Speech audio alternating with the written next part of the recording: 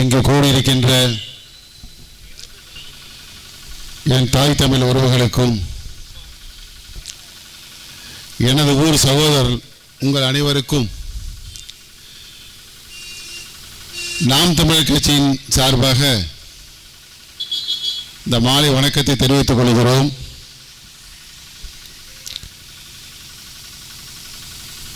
இங்கே எவ்வளவு நேரம் எல்லாரும் பேசிக்கிட்டு இருந்தாங்க.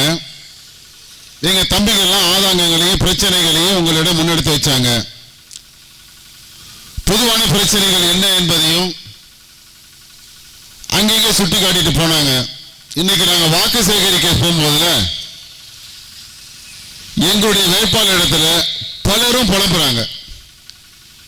நாங்க பல முறை ஓட்டு போட்டோம், எங்களுக்கு சால வசதி செஞ்சு கொடுக்குற, நீங்க செஞ்சு தருவீங்களான்னு. நாங்க செஞ்சு தர்றதுக்கு எங்களுக்கு நீங்க வாக்கு போட்டா தானே செஞ்சு கொடுக்க முடியும். இப்ப சமீப காலமாக நமது ஊர் உதயமார்த்தாண்டாபுரம் பஞ்சாயத்துக்கு உட்பட்ட கீழக்காட்டில் தண்ணி இல்லைன்னு குடத்தை எடுத்துக்கிட்டு போராடுறாங்க. இதுக்கு யாரு காரணம்?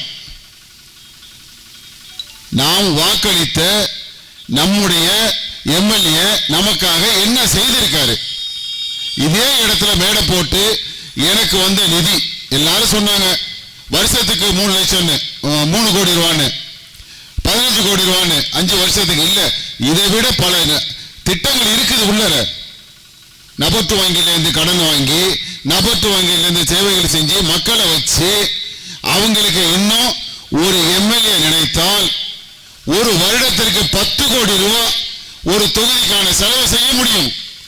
அதற்கான திட்டங்கள் இருக்குது, அதை நம்ம பார்க்கல.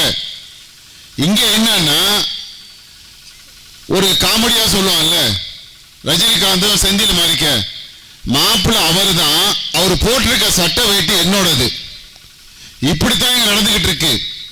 இங்க எம்எல்ஏ வந்து குடிதண்ணீர் பிரச்சனை இருக்கு, உதயமார்த்தாண்டாபுரத்துல நீர் தொட்டி அமைச்சு கொடுங்க, தேங்காய் அமைச்சு கொடுங்கன்னு சொன்னா, ஐயா உங்க ஊரு பக்கத்துல தான் ஒன்றியம் இருக்காரு, அவர்கிட்ட போய் சொல்லுங்கன்னு. அப்ப நீங்க எதுக்கு எம்எல்ஏ எங்கள்கிட்ட வந்து மீண்டும் நிக்கிறீங்க? உங்களுக்காக ஓட்டு போட்டவங்களுக்கு நீங்க என்ன செஞ்சிருக்கிறீங்க? ஏன் இதெல்லாம் கேட்கணும்? எங்களுக்கான போராடணும், மக்களுக்கான போராட்டம் இருக்கணும். எத்தனை முறை சட்டமன்றத்தில் பேசியிருக்காங்க. ஒரே ஒரு முறை மட்டும் முத்துப்பேட்டையில வந்து கல்லூரி வேணும்னு சொல்லிட்டு பேசினாங்க. மற்ற மக்கள் பிரச்சனை எங்க பேசியிருக்கிறீங்க? என்ன பண்ணிருக்கிறீங்க? எத்தனை பிரச்சனை இருக்குது? நீங்க வீட்டுக்கு போற சாலை கூட உங்களுக்கு சரியா இல்லை, சுற்றி இருக்கிற சாலை. ஆனா ஒண்ணு மட்டும் செய்வாங்க, எங்கேயாவது மதம் இருக்குன்னா கட்டுவாங்க, பஸ் ஸ்டாண்டு கட்டுவாங்க, நிழல்குடை கட்டுவாங்க. ஏன்னா அதுலதான் கமிஷன் அடிக்க முடியும், பங்கு பிரிப்பு. இங்க வந்து பல ஆறுகள், கோரையாறு, கள்ளி ஆறு இதெல்லாம் இருக்குது. இதெல்லாம் ஆகாய தாமரை படந்து அந்த இதெல்லாம் வந்து தண்ணியை வந்து வீணாக்கிட்டு இருக்குது. அதுக்கு ஒரு திருப்ப நிதியை வாங்கி, அது எப்படி 5 லட்சம் ரூபாய்க்கு மேல நிதியை வாங்கி வெறும் ஜேசிபி வச்சு இழுத்து கரையில வச்சுட்டு போயாச்சு. அதுக்கு வந்து எவ்வளவு குறைஞ்ச ஜேசிபிக்கு 1 மணி நேரத்துக்கு 1000 ரூபாய் வாடகை. எவ்வளவு வாங்கியிருக்கிறீங்க? என்ன திட்டம் போட்டிருக்கிறீங்க? நாங்க தகவல் உரிமை சட்டத்துல எங்க ஊர் உதயமார்த்தாண்டாபுரத்துக்கு என்ன செஞ்சிருக்கேன்னு கேட்டா 4 மதமும் 2 பஸ் ஸ்டாண்டு கட்டுறதுக்கு தான் பண்ணிருக்கோம். ஆனா வேற ஒண்ணும் செய்ய மாட்டோம். திரும்பவும் நாங்க நிற்போம், எங்களுக்கு அதை ஓட்டு போடுங்க.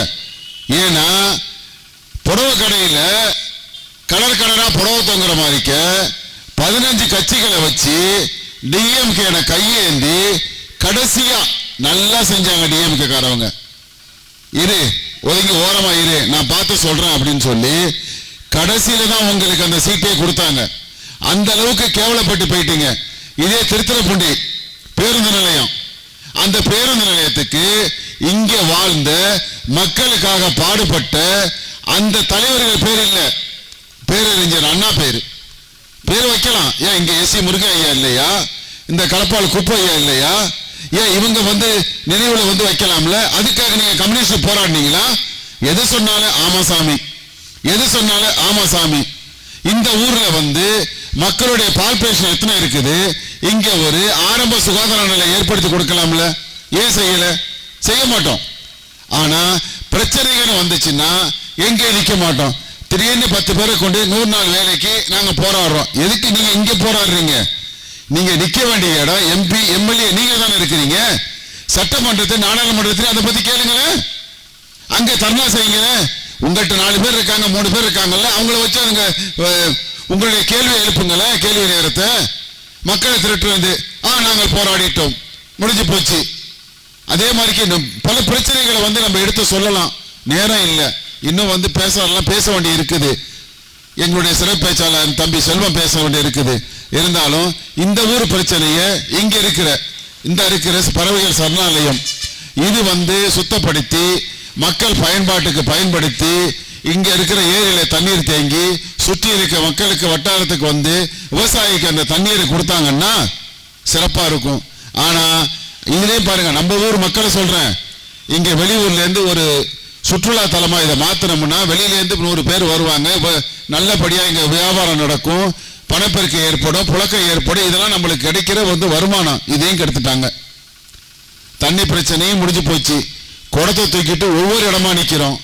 சாலை வசதியும் எங்கேயும் கிடையாது. போட்ட சாலைக்கும் கமிஷன். அது தரமான சாலையான இல்ல. எல்லாத்துக்கும் தான் நாம் தமிழர் போராடிட்டு இருக்கிறோம். இன்னைக்கும் போராடுறோம். நானும் பல பிரச்சனைகளை எங்க கையில் எடுத்து போராடி இருக்கேன். ஆனா ஆளுங்கட்சியா இருக்கிற இந்த எம்எல்ஏ எதுக்கு என்ன செஞ்சாங்கிறத எனக்கு தெரியல.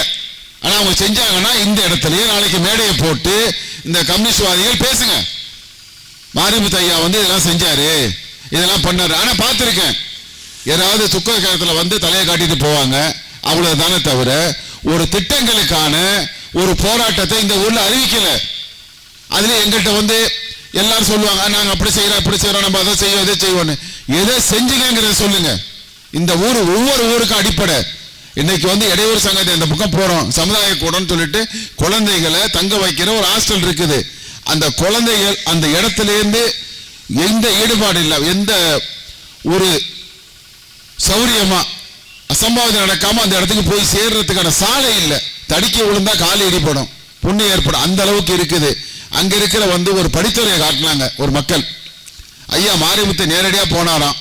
போயிட்டு 100 நாள் வேலையில 4 கூட்டம் மண்ணள்ளி போட்டு வந்தாங்க. அந்த படித்துறைக்கு போறதுக்கு ஒரு பாலம் அமைச்சு கொடுக்கணும். படித்துறை தனியா இருக்குது, மக்கள் தனியா நிக்கிறாங்க. எப்படிங்க அந்த படித்துறைக்கு போவீங்கன்னு இதாங்க கட்டினதுன்னு. ஆனா படித்துறை கட்டுவாங்க எங்கன்னா கட்டின குளத்திலேயே 10 குளத்துல சுத்தியிலும் கட்டுவாங்க. ஆனா மக்கள் போவாங்களா? போக முடியாது. கட்டின படித்துறையை பயன்படுத்த முடியாது. கட்டி கொடுக்கிற இடமும் சரியில்லாம இடமும். இப்படித்தான் இந்த ஆட்சியோட அவலநிலை இருக்கிறது. மீண்டும் இதே கம்யூனிஸ்டுகளுக்கு நீங்க வாக்களிச்சு இங்க வெற்றி பெற சொன்னீங்கன்னா நிச்சயமா நம்ம ஊரு மிக பாலைவனமா மாறிவிடும். இங்க பல இடத்துல தண்ணி பிரச்சனை இருக்குது. அதை காலங்காலமா மக்கள் போராடிட்டு இருக்காங்க. இதுல இந்த கீழக்காடு பிரச்சனைகள் என்னன்னா, கூட்டணியில் இருக்கிற கம்யூனிஸ்ட் கட்சியை சார்ந்த சகோதரர் போராடுறாரு. ஐயா தண்ணி பிரச்சனை இருக்கு, யார்கிட்ட கேட்கணும்? ஐயா இங்க வா, நம்ம கட்சிக்காரன் நம்ம போராடினா நம்மளுக்கு அசிங்கம் இல்லை. அதெல்லாம் இல்லை, நீ போராடு, நீ என்ன வேணாலும் பண்ணு, நான் கூட்டணியை வாங்கி வச்சுக்கிட்டு நிற்பேன். ஆனா ஒரு எம்எல்ஏக்கு இப்ப சகோதரி வினோதினிக்கு கவர்மெண்ட் கொடுத்த அறிக்கையில 40 லட்சம் ரூபாய் ஒரு எம்எல்ஏ செலவு பண்ணலான்னு அது கொடுத்துருக்காங்க. 50 லட்சம் ரூபாய்க்குள்ள செலவு பண்ணு தேர்தல் அறிக்கை. ஆனா நீங்க சீட்டு வாங்கிறதுக்கு என் தம்பி பிஸ்மிகார் சொன்ன மாதிரிக்க ஒரு சீட்டுக்கு 5 கோடி ரூபாய் வாங்கிக்கிட்டு சீட்டையை வாங்கிக்கிட்டு மக்கள்கிட்ட நிக்கிறீங்க. அந்த பணம் எதுக்கு வாங்கினீங்க? நீங்க செய்யற தவறே எங்கன்னா, முதலிலே உங்களுக்கு தேவையானதை நீங்க கொள்ளையடிச்சிட்டீங்கன்னா அடுத்தாப்புல நீங்க முட்டு கொடுக்கிற கட்சிக்கு என்ன செஞ்சாலும் ஒண்ணும் சொல்ல முடியாது. ஆமாசாமி, எல்லாத்துக்கும் ஆமாசாமி. இந்த ஆமாசாமி போட்டு எங்களை இந்த திருத்திரப்படி சட்டமன்ற தொகுதியை குற்றச்சவர் ஆக்கிட்டீங்க. யாரும் வந்தாலும் எது செய்யறதில்லை. ஒதுக்கப்பட்ட ஒரு தொகுதி, தனி தொகுதின்னு சொன்னீங்க. ஆனா தனி தொகுதியோட ஒதுக்கப்பட்ட தொகுதி. இதுல எங்க சகோதரர்கள், எங்க இஸ்லாமிய சகோதரர்களும் போய் சேர்ந்திருக்காங்க. அது முன்னாடி சொன்ன மாதிரிக்க அவங்களுக்குன்னு தனித்தன்மை இல்லை. என் கர்த்தப்பா சித்திக்கு தம்பி சொன்னான், ஹலால் எது ஹராம் அதுன்னு. ஆனா இஸ்லாமிய கட்சிகள் என்ன செஞ்சிச்சுன்னா, எந்த கட்சியிலேருந்து பிரிஞ்சாங்களோ, எந்த அமைப்பிலேருந்து பிரிஞ்சு வந்தாங்களோ அந்த அமைப்போட சேர்ந்துக்கிட்டு திரும்பி அவங்களோட சேர்ந்துக்கிட்டு ஆளுக்கு ஒரு சீட்டு. ஆனா போட்டியிடுற சின்ன உதயசூரியன் வெக்க கட்டவங்கள, உங்களுக்குன்னு அடையாளம் இல்லை, உங்களுக்குன்னு வாப்பாமா பேரு அல்ல, அந்த பேர்ல இல்லைங்கப்பா. எங்களை அசிங்கப்படுத்துறீங்களே சிறுபான்மைன்னு சொல்லிட்டு அடவு வச்சுட்டு. இதெல்லாம் நாங்க கேட்கணும்னு இங்க கேட்கறது இல்லை, இன்னும் கேட்க வேண்டிய இடத்துல கேட்போம். எங்களை மாறிக்க நாம் தமிழர் கட்சிகள் தான் இதை பேச முடியும். ஏன்னா எங்கிட்ட எந்த கரைப்படிஞ்ச இல்லை, தனிநபர் விமர்சனத்துக்கு வரல. ஆனால் எங்க சமுதாய சீர்கடும் போதெல்லாம் நாங்க கேட்டுதான் ஆகணும். உங்களுக்குன்னு அடையாளம் இருக்கும் போல அந்த அடையாளத்தை பார்த்து செய்யுங்க. அடையாளமே இல்லாம அடுத்தவன் முதுகுல அடுத்தவன் போற சட்டையை போட்டுக்கிட்டு நான் தான் மாப்பிள்ள ஆனா சட்டை வேட்டி அவரோடங்கிற மாதிரிக்கு அசிங்கப்படுத்தி எங்களையும் அசிங்கப்படுத்தாம இல்லைங்க. இப்போ நாங்களும் வந்து காலையிலேருந்து இந்த சுற்று வட்டாரெல்லாம் கேட்டிருக்கோம். எந்த இடத்துல எங்கனாலே போக முடியல. எப்படி அங்க இருக்கிற வாழ்க்கையிற மக்கள் திரும்ப திரும்ப அதே கட்சிக்கு தான் நாங்க ஓட்டு போடுவோம், அதே கட்சிக்கு தான் நாங்க அதை செய்வோம்னு நினைச்சீங்கன்னா நீங்க செய்யற மிகப்பெரிய தவறு அது. நிச்சயமா அவங்கள சொல்லி குற்றம் இல்லை, உங்களை தான் சொல்லி குற்றப்படணும். ஏன்னா எங்க மக்கள், எங்க தாய் தமிழ் உறவுகள், நீங்க எல்லாம் சிந்தனையாளர் சிந்திக்காளர். இங்க நானே இருந்து ஓட்டு கேட்டு கடந்த முறை எங்க வந்து ஓட்டு போட்டீங்க. ஒத்த ரூபா கொடுக்காம மான தமிழனா இருந்து எங்களுக்கு வாக்கு செலுத்தினீங்க. உண்மையிலே அவங்களுக்கு நாங்க தலை வணங்கி வணக்கம் செலுத்துக்கிறோம். அதே மாதிரி இந்த திருப்பமும் சிந்திக்க நீங்க தவறுனீங்கன்னா நிச்சயமா அடுத்த முறை யாரையும் காப்பாற்ற முடியாது. அந்த அளவுக்கு பிரச்சனை இருக்கு, எல்லாருக்கும் தெரியும். இங்க இருக்கிற என் சகோதரர் அத்தனை பேருக்கு தெரியும் இங்க என்னென்ன பிரச்சனை இருக்குன்னு. ஆனா அந்த பிரச்சனைகளுக்கு தீர்வு என்னன்னா நல்ல ஒரு ஆட்சியை நம்ம கொண்டு வரணும், நல்ல ஒரு எம்எல்ஏ நம்ம கொண்டு வரணும், நமக்காக போராடுறவங்களை கொண்டு வரணும். ஆனா மற்றவங்க பின்னாடி நின்று நாங்க கை கட்டி எதுவுமே போராடாம இந்த நல்லா சொல்லுங்க, நான் அந்த இடத்துல இருந்து இங்க தான் இருக்க போறேன், என்கிட்ட சொல்லுங்க ஐயா இந்த 5 வருஷ காலத்துல நம்ம எம்எல்ஏ இதுக்கெல்லாம் போராடி இந்த ஊருக்கு இதை செஞ்சாருன்னு சொல்லுங்க. நானும் கேட்கிறேன், தெரியாம கூட இருக்கலாம்ல. எங்க ஊருக்கு ஒண்ணு கிடைக்கலையே, இந்த உதயமார்த்தான் ஆட்சி கொடுத்ததுக்கு ஒன்னும் செய்யலையே, ஒரு சாலை வசதி கூட சரியா பண்ணி கொடுக்கல. ஆனா மதவு கட்டுறதுல கமிஷன் கிடைச்சா செய்வோம், பஸ் ஸ்டாண்டு கட்டுறதுல கமிஷன் கொடுத்தா செய்வோம். அதே மாதிரி விவசாயிகள்னா என்ன, நாங்க விவசாய சின்னத்தை எடுத்திருக்கோம். சீமானோட எண்ணங்கள் விவசாயிகள் இந்த மண்ணு நல்லா இருக்கணும்னு, அதுக்கு தான் எங்களுக்கே கிடைச்ச இந்த விவசாய சின்னம் கிடைச்சிருக்கு. சீமானோட எண்ணம் போல அவரை வச்சு எங்களுக்கு கிடைச்சிருக்கு. அதுக்காக நாங்க போராடுறோம். எங்களுக்கு பெருசா ஒண்ணு வேண்டியதில்லை. இந்த மண்ணின் வளத்தையும் இந்த மண்ணையும் கேடாக்காதீங்க, இந்த மண்ணை மணலாக்காதீங்கன்னு சொல்லு. ஆனா எதுவுமே கிடையாது. என் தம்பி சுந்தர் சொன்ன மாதிரிக்கு இதே வேளாண்மை கூடத்துல பல திட்டங்கள் இருக்கு, பல இது வந்திருக்கு. ஆனா திருப்பி அனுப்பியிருக்காங்க, அது மக்களுக்கு கொண்டு சேர்க்கல. விவசாயிகளுக்கு சேர வேண்டிய அந்த பொருள்களை வந்து சரியா கொடுக்கல. ஏதோ ஒரு ஆளுங்கட்சியா இருந்தா நாலு துண்டை போட்டு போய் மிரட்டி வாங்கிட்டு போயிடுறது, அவ்வளவுதானே தவிர அதை சரியான பயன்படுத்தல. பல நிதிகள் வந்து நம்ம இதுல இருந்து வெளியே போயிருக்கு. பல வீட்டுக்கு போயிருக்கேன், வீடு இல்லாம உழுவுதையா நாங்க எழுதி கொடுத்தோம், அங்க போய் நாங்க எழுதி கொடுத்தோம்னா எங்களுக்கு 10,000 ரூபாய் கமிஷன் கொடுங்க, 20,000 ரூபாய் கமிஷன் கொடுங்க, இப்படித்தான் ஓடிக்கிட்டு இருக்கு. இந்த கமிஷன்களை மாறின கம்யூனிஸ்டுகளை வந்து நாங்க வந்து என்ன சொல்றதுன்னு தெரியல. நான் எங்க அப்பாவெல்லாம் வந்து கம்யூனிஸ்ட்ல இருந்தவங்க தான், கம்யூனிஸ்ட்ல போனவங்க தான். நானும் சிறப்பு இல்லை, கம்யூனிஸ்ட் கொடியை பிடிச்சிட்டு போனாலும் தான். ஆனா இப்ப இருக்கிறவங்க கம்யூனிஸ்டா இல்ல. அதான் சொல்றேன்னு, எங்க ஊர்ல இருக்கிற ஒரு அந்த திருத்துறைப்பூண்டி பேரூராட்சிக்கு ஐயாவோட சிபிஎம் முருகையனோட பேரை வைக்கணும், இல்ல களப்பால் குப்போட பேரை வைக்கணும், அதுதான் சிறந்தது. இதுக்காவது கம்யூனிஸ்டுகள் கொஞ்சம் போராடுங்க.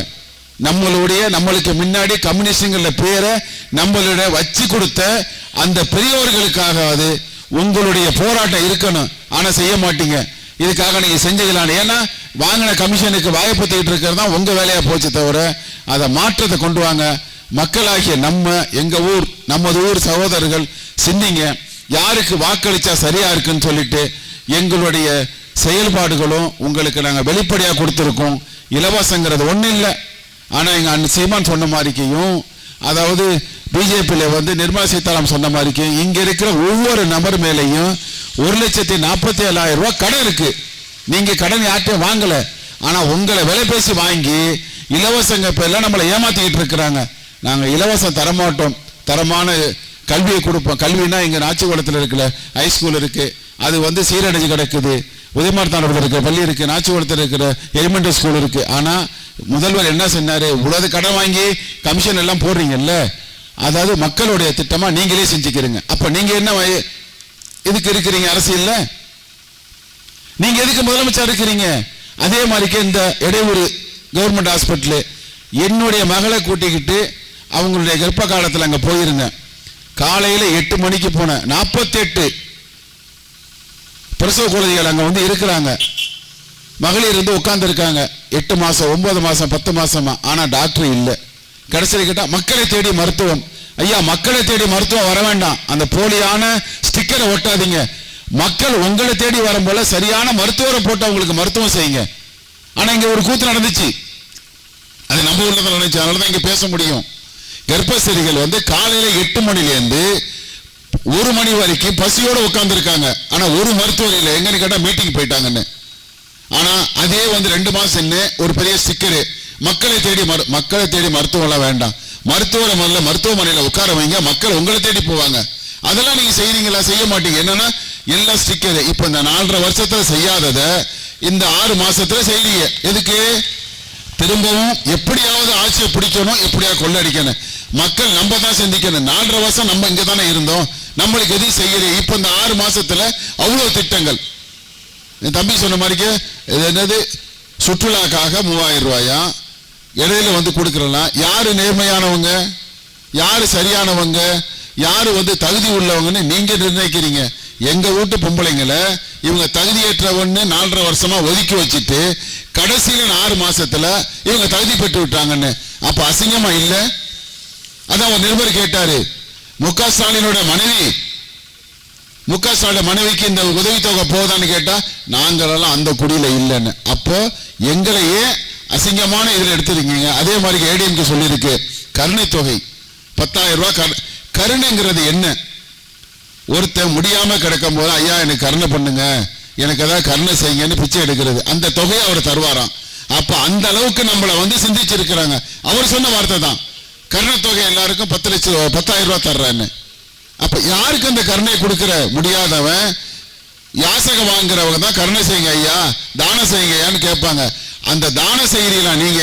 எங்கள்கிட்ட ஓட்டு வாங்கி, மக்கள்கிட்ட ஓட்டு வாங்கி, மக்கள்கிட்ட வரி பணத்தை வச்சு நீங்க உன் பொண்டாட்டி பிள்ளையோட கொள்ளையடிச்சு எல்லாம் செஞ்சு இருந்துட்டு மக்களுக்கு கருணை தொகை கொடுக்கலாம். ஒரு தொகையும் கொடுக்க வேணாம், நீ ஒண்ணு செய்ய வேணாம், எங்கள் மக்களுக்கு சரியான வேலையை கொடு, குடிக்க நல்ல தண்ணியை கொடு, மக்கள் வந்து சிறப்பா இருப்பாங்க, கல்வியை கொடு, அந்த கல்வியினால அவங்க வளருவாங்க. இதைத்தான் நாங்க முன்னெடுத்து நிக்கிறோம். இப்பவும் நீங்க சிந்திக்காம திரும்பவும் அதே தவறை செய்யாம கொஞ்சமாவது சிந்திச்சு இது சரியா தப்பான்னு யோசனை பண்ணி எங்களுடைய அறிக்கையை நாங்கள் உங்க கையிலே கொடுத்து தான் ஓட்டு கேட்கிறோம். நேரம் இருக்கும் போல படித்த பிள்ளைங்களாக, சிந்தனை உள்ளவராக, சிறந்தவர்களாக நீங்க மாறணும்னு நாங்க தான் இங்க மேடை போட்டு பேசுறோம். அதற்கு எங்க சகோதரி வினோதினி அவர்களுக்கு விவசாய சின்னத்துல வாக்கு செலுத்துங்க. நிச்சயமாக மாற்றத்துக்கான வழியை நாங்கள் ஏற்படுத்துறோம். நிச்சயமா எங்கள்கிட்டேருந்து ஒருவர் கூட எந்த விலை போகாத நபர்கள் நாங்கள் கூட்டணிக்கோ மற்ற எதுக்கோ எதுக்குமே நிற்கல. ஏன்னா எங்கள்கிட்ட ஒண்ணுமே இல்லை, நாங்கள் நேரடியாக போயிடுவோம். அதனால எந்த விலை பேசல விலைக்கு சமாதானமாக போக மாட்டோம், சமரசம் இல்லாத செய்வோம். தச்சாறு பொருளாதாரத்தை முன்னிறுத்தியே நாங்கள் செயல்படுவோம். அதற்காக தான் இந்த போராட்டங்களும் இந்த இடத்துல இவ்வளவு பேச்சு நாங்கள் பேசிட்டு இருக்கிறோம். அங்கங்கே கேட்டுக்கிட்டு இருக்கிற என் அன்பு சகோதரி, என் சொந்தங்கள் எல்லாரும் அங்கே நேர்ந்து நிற்கிறீங்க. இருந்தாலும் சிந்திச்சு ஒரு நல்ல ஒரு வேட்பாளர் நம்ம தேர்வு செய்யணும். விவசாய சின்னத்துக்கு வாக்களிச்சு சகோதரி வினோதினிக்கு வாய்ப்பு கொடுங்க. நிச்சயமா மறுபெரிய மாற்றத்தை நம்ம ஊர்ல எதிர்பார்ப்போம். நன்றி. நாம் தமிழர்.